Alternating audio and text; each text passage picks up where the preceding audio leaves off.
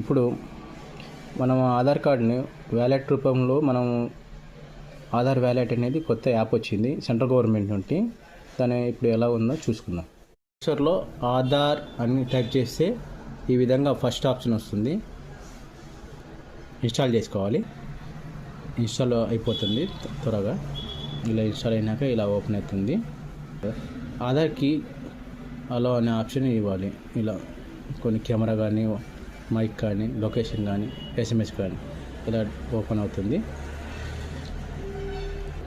Discover కే అనే దగ్గర press చేయాలి. కంటిన్యూగా నెక్స్ట్ అనే ఆప్షన్లో చేసేసుకోవాలి. ఇక్కడ ఎంటర్ ద ఆధార్ నెంబర్ చేయాలి. ఐఎమ్ రెడీ అనే దగ్గర చేసుకోవాలి. ఇక్కడ ఆధార్ నెంబర్ టైప్ చేసుకోవాలి.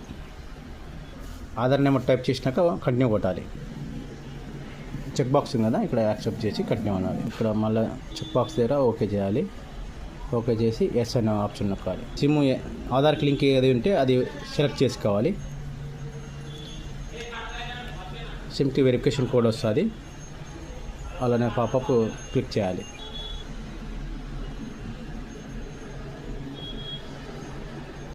డీటెయిల్స్ అన్ని ఎంటర్ చేసినాక ఇలాగా సైట్ అయితే ఓపెన్ అవుతుంది. మనం డిజిటల్గా మన ఆధార్ని అనేది ఎక్కడైనా కానీ యూజ్ చేసుకోవచ్చు. ఇది